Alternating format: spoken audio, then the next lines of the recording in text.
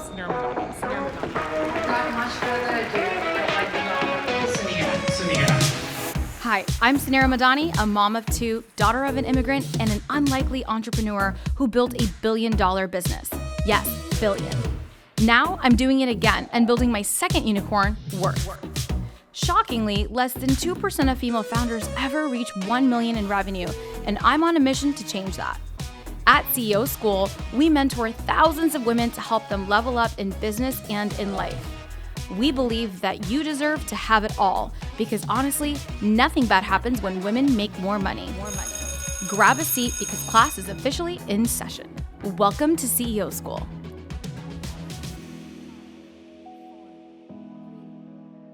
Hi, everyone. Welcome back to the CEO School podcast. It is end of year, and I am in the studio today, and I haven't done an interview in quite some time.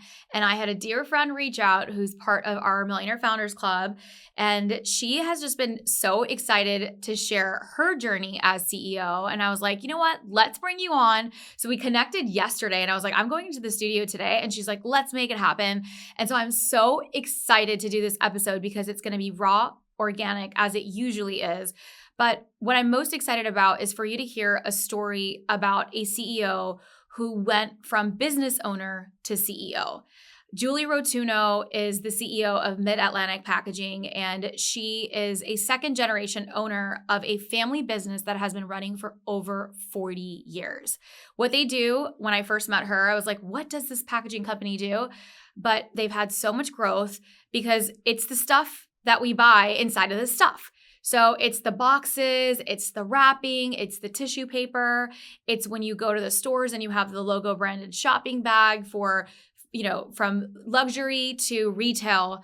Mid-Atlantic Packaging is that back end for many retailers, e-commerce across the nation for retailers packaging to create an amazing experience for us as consumers. And as we know, brand is so important. So they bring that to life for brands. So that's what Mid-Atlantic Packaging does. But what's special about Julie are so many things. But what's the most special is that she is just like us, value-driven family woman, family business that she took over from her father. And I'm going to let her share the story in a second.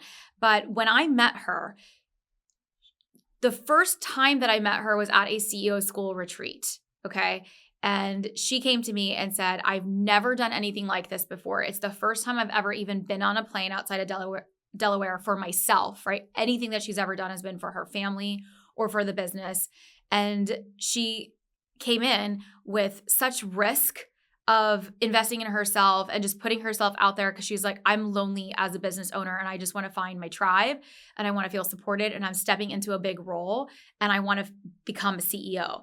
And that was it for me. And since that journey about 2 years ago, I will hands down say the most incredible transformation inside out from a confidence standpoint has been Julie. And over the last many episodes, I always ask all of you what you want to hear about, what you want to learn about. And, I find it's not just the business struggles, and we'll talk about that here with Julie in a moment, but a lot of the times it's just the confidence in ourselves, somebody to believe in ourselves. And when we finally find the courage to actually, we're the ones that need to believe in ourselves and put that out there, magic happens. And that's Julie's story today. So I'm so excited for y'all to come on this journey with me, hear Julie's story. Julie, welcome to CEO School. Thank you so much for having me on here, Suneera. I am really happy to be here, and I'm glad that we made it happen. I am so glad we made it happen too. You're incredible. Absolutely incredible. Inside out, you are the most incredible human. You're the most incredible CEO. You are such an incredible mom. I look up to you in so many ways. I would love for our audience just to hear your quick entrepreneurial journey about how you became CEO of this company. Sure. So with that, it kind of takes back to the beginning of the company. So Mid-Atlantic Packaging was founded by my dad and my mom. They literally got married and started the company within 2 weeks of each other in their townhouse. And 2 years later, a year or two later, my dad's brother, Don, my uncle, he got involved. So the three of them grew the company, and so we will be 43 years in business this January, which is really awesome. So I grew up at the dinner table. You and I have talked about growing up with your parents being entrepreneurs and it being like the family, how all that works. So like just being surrounded by the conversations. However, like my parents never pressured my sister or I, nor did my uncle with my cousins, to be a part of the family business. They always said this was their dream, like this is what they wanted to do for us to go after what we wanted. And so I debated between business and education, and I actually have my teaching degree. I taught for a couple of years and realized this is the realm, this is the world, business is where I'm meant to be and what I wanted to be able to have more say and control in my own destiny Yeah. and to climb that ladder. Like the sky's the limit. What do I want to do in life? So I started here, entry level, customer service purchasing, and had my girls. And as I was doing that, just taking on more and more responsibility, when I realized this was really what I wanted to do, I know saying that I wanted to be CEO, like this, I wanted this company to be mine, was a bit of a surprise, I think, to my family a little bit, to my dad. However, they were like, okay, well, you have these things that you need to do in order to be successful at taking over this company. So my mom, she ran the day-to-day operations and she took me under her wing, mentored me, and and then when she was retiring, I took over as COO. And during that time, my dad and I basically rebuilt the company, restructured it. It was during the pandemic, which was very interesting. We now have a production team here. We now do a lot more branded packaging because obviously like marketing branding has skyrocketed. Like that's a whole nother world than it was even 10 years ago. And then 2.5 years ago, I took over as CEO here. And so we work with a lot of independently owned businesses, all, like the entrepreneurs. And that is really awesome to be able to be a part of their journey and to help them with their success. I love it. And I love this story because it's different too. A lot of the times I've interviewed founders that have founded the companies and that have scaled their companies. And yet it's so rare to find businesses that are 40-plus-year-old family-owned businesses too. Like I don't, and I love that your parents didn't pressure you, right? It was like, it's up to you. And there like Succession, we watch all the TV shows and all the things. And it's not this like, nobody was fighting for this role or, everybody had the opportunity if they wanted to work within the company. And that's super fantastic that you can, as a family can create that for your family, like opportunity for your family. But then you were like, no, I really love this and I want to take charge and you're the one. And it's also not a tiny company. So like I do want to also share a 40-plus-year-old company. We're not going to share revenues here, but we're talking multi-millions in annual revenue, high high multi-millions in revenue. So this is a large company. You have a large team. You've got a sales team, operations teams, fulfillment. Like it's not a small business, right? It's an enterprise. It's an enterprise and you're running an enterprise. So it's just been incredible to watch this last 2.5 years of transformation. I know I've been a part of it from the beginning, which I'm so grateful for. I would love for you to share, what was it like in that initial bit of your journey? What were the things that were holding you back? And so, because I want to talk about that transformation, because I really think that it's just been such a transformation. And I think every woman can learn from this. Right. So, a lesson that I learned kind of early in my journey was like, obviously, because I'm second generation, there's that dynamic in the workplace. Because, yes, I am the owner's daughter. So, there's the highs and the lows that come with that. However, I feel like, first of all, the pressure that I put on myself to want to achieve and be successful and bring something to the table for my family's company also though to show everyone else what I bring to the table and that I'm earning this and it's not just a given. So that was one of my And so much motivational pressure pieces. there. And Like, also, I would say that, sorry, I didn't mean to yeah, oh, you're good. yeah. But there is a lot of pressure because you have to also, like, you have this mindset. You're like, I don't want anybody to feel like I was just handed this. I have to earn it. I have to earn you have more respect. You have to earn more from your employees, from your team, from your family. Like, it's harder than it is the other way around. Like, you have a lot more eyeballs on you scrutinizing, and judging, because it's a family business. Yes, 100%. And um, and I do have high expectations of myself as well. So I know a lot of the pressure I put on myself. But that's a part of like what makes each of us, like makes you successful, makes like me successful, is that drive, like to work and hard. And so also that I wasn't going to ever like replace my mom or my dad or my uncle. Like I am not them. I am Julie Rotuno. I am not Herb Glandon, Kim Glandon, or Don Glandon. And that was another piece along my journey, was that ownership of me being comfortable in my own skin. And when I met you, that was still like me in that journey of like stepping out. All the business that I've learned, so much of it came from like within these four walls. And so me wanting to step outside of that and learn more and grow and do whatever I had to do to be successful, like for the company and for and therefore like for my family. Knowing like growing up, seeing like the blood, sweat, and tears that we all put and my parents put into the business. I love that you shared, like, it was really about owning your own authentic self as well. Like, you don't have to be, whether it was your dad or your mom or your uncle. I love that example, but I relate to that as well because I feel like when my first company was growing, Stacks was growing, and with the scale, when we started, we raised capital, we had investors, and I felt like I was trying to, I share this often here. I felt like I was a man in a skirt. Like I was trying to be something I wasn't. I was trying to show up in like this masculine role. I was trying to show up. It was all male dominated industry around me.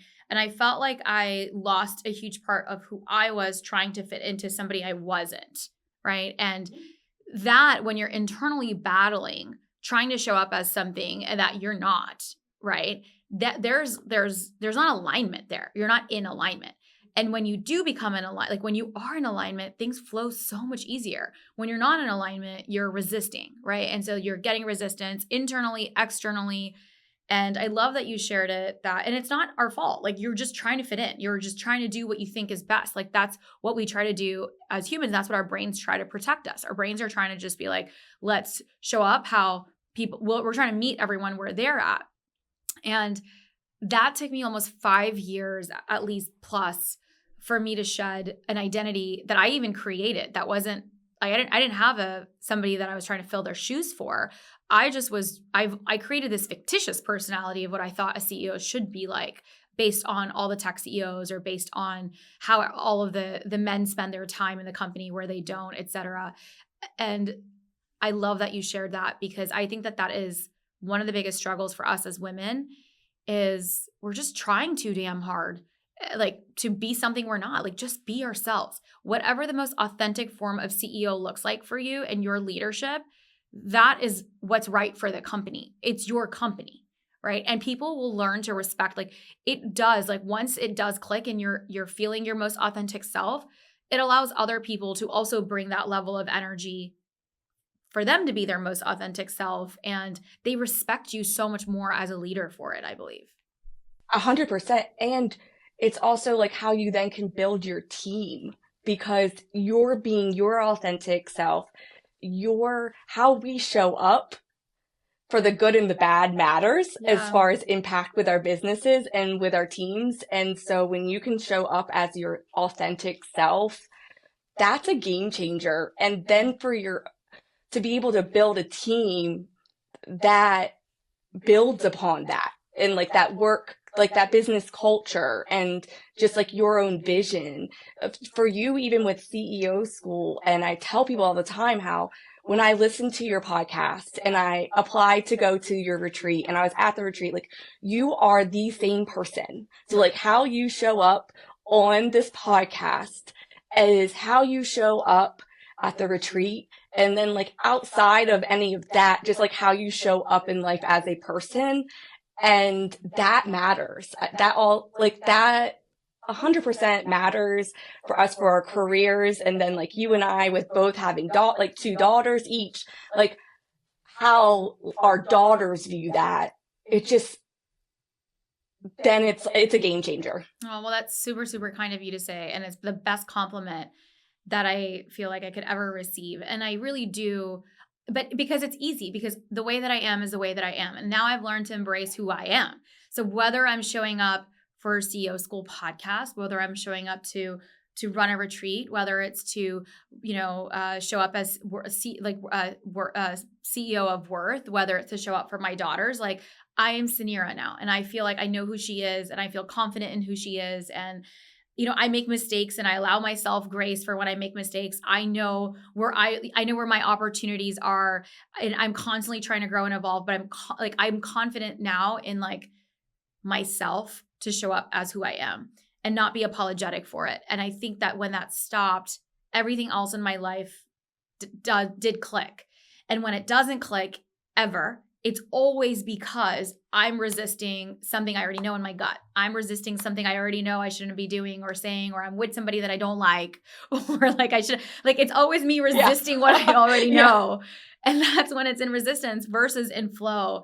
But I've seen that transformation for you, Julie. And I want to talk about your journey here. And like, I would say one of the things that you were so impressive with is I feel like we all were like, here's this like sweet Julie. Okay. And you are so sweet, but we had no idea what a badass you were when it came to business. And like, one of the first sessions that we did was like your business scorecard and KPI tracking, right? So like we went into we do a lot of always like tactical stuff. And then we do like business fundamental workshops and things like that. And, everyone's like getting it. And then you're over here like, boom, boom, boom. Here's my KPI scorecard. Here's my whatever next call. Like we literally come back and you've not just like taken it and people are still working on their scorecard. Your entire company has a KPI scorecard and deck and everyone's like operationally hitting it and you're hitting sales quota targets based on your operational KPI scorecard. Like you did it so fast. How do you apply things so quickly? I think that sometimes we can strive too much for perfection and that holds us back. So instead, when I came back from that retreat, I said, okay, this is what I have. I met with my like top team and my managers and I said, I think it was because we look at it as like, this was going to be like a work in progress. We're not going to get it right the first time. So we're going to tweak it. We're going to do this as we go. And I got that buy-in from my team where they were so excited about like their own ownership and to be able to see like they plug in certain numbers that they like that has to do with their teams. So there was that accountability for them. And then we view it in our high level team weekly to just touch base on things and what areas do we need to tweak? What can we work on? So there's so many moving factors every day in a business. So like the whirlwind effect. So it helped us to really hone in on when you talk about like your the needle movers. Like what are the things that are going to have that impact that you really need to hone on? So yeah, going into it without expecting perfection, which can be very hard to do. Like I can say that that's really hard. But also getting buy-in from your team because once they own it and consistency. So ever since I came back, like we still we have our scoreboard, I have my dashboard, and I can look at it every Monday by 10:30 a.m. to see what's happening. And that was also a shift as far as the confidence, because when you see things like what you're doing has impact, that's powerful. Yes, it's powerful. Or be like, you know what? That's not working. Or is this really as important as it was 2 months ago? That's awesome. I love that you talked about perfectionism as well. These are like all the things, like no matter what we like, these are the things that as women, we just all struggle with this. I still struggle with that level of perfectionism of just getting it out the door. And, it's hard. It is really hard, especially for like outward facing things. Like I feel like excellence matters so much in brand and messaging and all of Yes. that. And that is true. Like that can be important, and we still have to like make progress and like get stuff out. And so I would say that that's something that I think we all just struggle with. And you putting that aside to say, we're going to make V1 of the scorecard. We're just going to go for it. Yes. So we're not going to sit here and try to do every KPI, and for those that don't know what a KPI scorecard is, don't worry. We should all have one as CEOs. So it's key performance indicators. So it's just tracking the things that are important. That's it. So if it's number of email subscribers, if it's number of, if it's social media, every department in your business should have trackable measurements of success.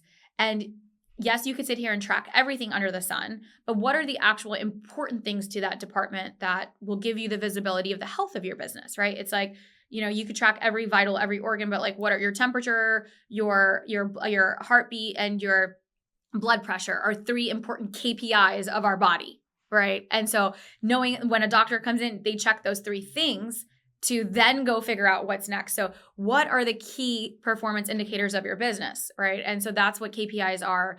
And we should all be tracking them. But what Julie's talking about here is she didn't leave with being like, let's go solve for everything under the sun. Let's go pick two. And we're going to go track two for sales. We're going to track two for marketing. We're going to track two for operations. And let's get that in motion. And consistency is also something that you said. I think a lot of the times we can sit here and create the world's biggest plans.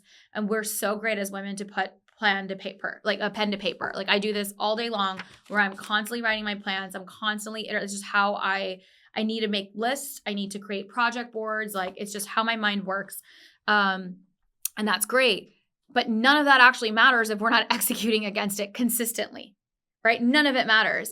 And so implementing things and being like, no, we're going to go do it. And then we're going to see it all the way through. Then we're going to add the next project. Then we're going to add the next thing so that you can be consistent with it. And consistency is what every part of your business needs. Like businesses should be running like a machine, right? So your job is to go in to say, what part of this machine can I oil and grease and maybe fix, remove some parts, do whatever to make that part of the department feel like a machine. And then you go to the next thing and you go to the next thing. And guess what? When you're on the fourth thing, something's wrong again on the first thing. Then you got to go back to that machine to well oil that machine. So that's just part of it. Nothing is in your business. There's no such thing as a perfect business. It's not going to be, but it's your job as CEO to be thinking about what are the priorities, what needs attention right now, because when we're trying to do everything, nothing gets done. So it is important to prioritize, stay focused, and to drive the right needle movers to oil the right parts of the business. So that's what Julie's talking about here. Is she came in, she took the assignment, she understood the assignment, and she executed. And she did it in small increments and then stayed consistent with it. And it had such tremendous results for your business. Yeah, and a huge shout out to my team as well, because in our company, it's not that you just have this is your position, you do X, Y, and Z, and that's it. It is all hands on deck as needed. And so that's also like just that jumping in to get it done. And my team is fantastic about doing that. And also, for my parents, for my uncle to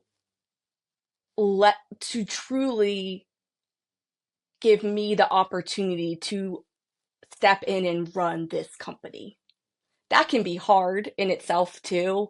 And so, but I am like something that I have like as far as being second generation is I do have like them as a soundboard, and also like to be able to pick their brains of all the information. And so like instead of just being like I'm now the CEO, it's my way or the highway, like I viewed it as, and this has been part of my journey and why like CEO school you mentoring me, like all these things mattered, is because I wanted to take a step back and look at, okay, why do we do these things?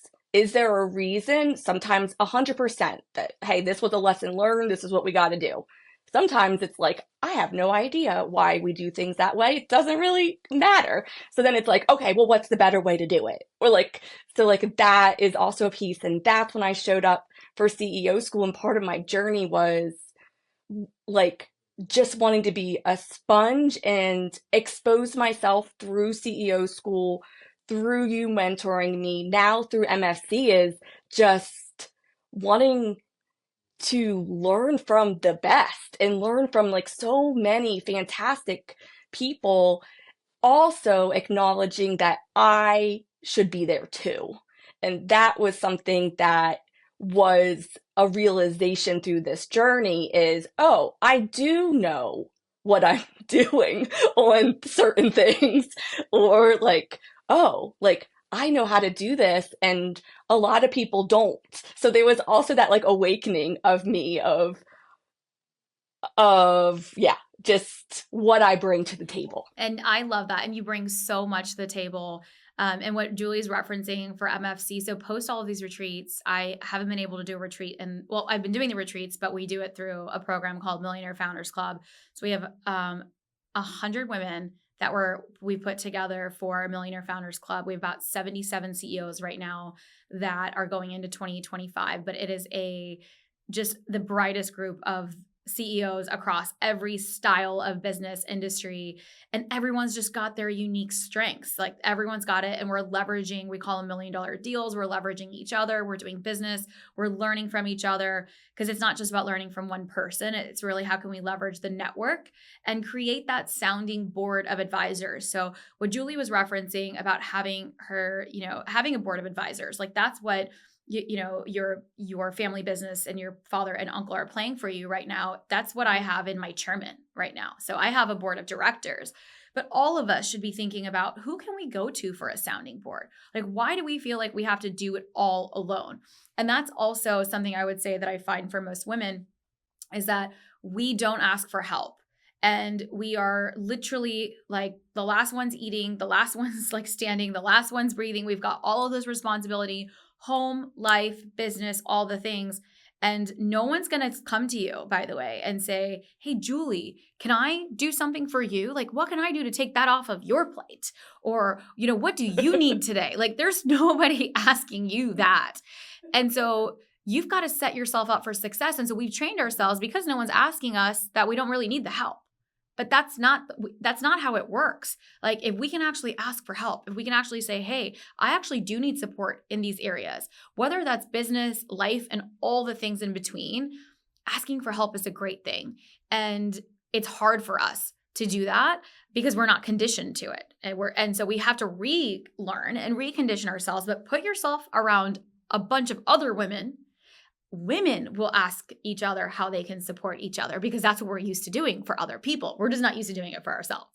Yeah, exactly. And that is so powerful. It makes you realize like you're not crazy, that you're not like living in this little bubble and it's only happening to you. Mm-hmm. Like that's another piece too with it all, is just knowing you're not alone, that you're not crazy. Well, we might be crazy because like some people might view it that way, because like some people don't understand wanting to like own your business and like do all the things. So in that respect, maybe we are a little bit crazy. We have but to be a little we're crazy. not the only ones. Yes, we're not. And that just feeling that feeling of like, hey, I'm going through this thing, or I'm struggling with this challenge or this opportunity with a team member or something in the business. And someone's like, oh yeah, I dealt with that last month. Or yeah, of course. Or this is what I did. And you're like, oh, thank God, like I'm not the only one. Just getting that level of a text back or like in the WhatsApp group, like just makes me always feel like, oh yeah, I'm not crazy.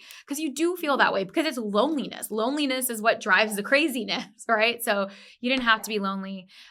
Julie, what would you say to kind of round this up, advice that you have for for women listening here. We've got CEOs that are across every stage, every industry. You are actually one of them. You are actually how we met was through this podcast, which I love. This was like such a fun way to end this year together is through one of our listeners who's come through that journey. What advice do you have for these women that have been listening for so long? For them to feel like they can go into that, become that CEO that they want to be in 2025. Right. So step out of your comfort zone.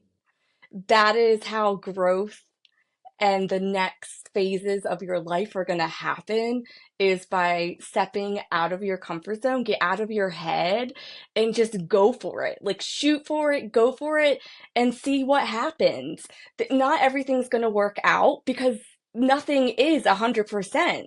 But the more you put yourself out there and you pick yourself up and you keep on plugging, the sky's the limit. And I know, like, this sounds kind of corny, but it's the truth. Like, you just get out of your own head, stop second guessing yourself, and just do it. And surround yourself, even if it's just with a couple of other people that are your peers or that are where you want to be. Like, what's that next step in your journey, and putting yourself out there.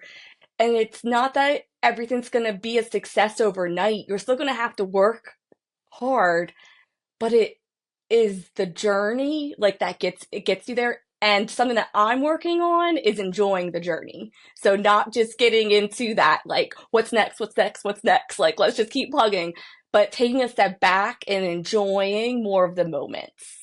Absolutely love that. It's the freedom now that comes with it, right? It's that exciting stuff that we do get to enjoy the journey because it's not stopping, right? So it's not, Right. There's no destination for entrepreneurship. It is a journey. And we forget that. We think it's a destination. It's not a destination. It is a journey. And Julie, you said it so well. You do it so well. You are literally one of my favorite CEOs I've ever gotten a chance to work with. You're literally one of the reasons why I still show up and do this work. And other people might call me crazy for doing all the things, but this is my why. Like, you really are exactly that. And I'm so excited for what's ahead for you. And you continue to inspire me through all the times that we always chat, get together, and just support each other. Like, mentor-mentee turns into a peer relationship. And I'm so obsessed with our conversations all the time. And I'm really proud of your journey. Like, truly, I've gotten to witness it. And we all are. Like, the women that have gotten to witness sweet Julie into badass CEO, it's incredible. And I'm so glad that you got to unleash that. You got to have that side of you, and you get to still have that sweet, awesome teacher mom vibe that you have. But I'm really glad I got an opportunity that you pinged me yesterday. We got to share your story here because that is your story. Like, this is also your story, all of you listening here. So let's give Julie some love. I'm going to actually link Mid-Atlantic Packaging and on our show notes here. If you are a retailer or a business that has a product or a store or a company and you're doing packaging, definitely let's give our business to another woman in business who is so fantastic. So I'm going to link Mid-Atlantic Packaging here. And she didn't even ask for that, but that's what we have to do because we're going to do $1 million deals here, and we should all be supporting each other in business. So definitely check that out into show notes and give Julie a shout out on social. So I'll link all the things for all of you. She's one of us, and let's show her some incredible, incredible love. And for those of you that want to get in the room, that are ready to take the next step, just get in the room. So we've got so many ways for you to get in the room, even if it's just Founders Club. I show up every month exactly this way for Founders Club. We've got so many great workshops for you to get into immediately. If you're not ready to take that big step to get into the physical room, get into the digital room. It's so easy. It's so accessible. It's the best $50 you're going to spend per month. Just get in there and make some friends, right? And so it's so easy, no brainer. Click the link to the show notes. Come join me in Founders Club. And then let's talk about bringing you into the room with all of these incredible women. So if you actually are ready to do that, get into the room of Millionaire Founders Club, just check out the links, ping us on social. We'll get you in the right rooms. We're so excited to support you, all of our podcast listeners. And we've got one of our greatest here, Julie. Thank you for your time today. Thank you for all that you have done for me. And I will say to get in there, ladies. That is what I've done, is just take every opportunity that's in Founders Club that those monthly calls with Suneera, all of it. Just do it. I appreciate it. I know this, like, literally, I love this like organic plan that happened today, but your story is incredible. And happy holidays, lady. I hope you guys are all enjoying the journey as well. So great reminder. Let's plan for an incredible 2025. I'll see all of you on the next episode of CEO School. Bye, Julie.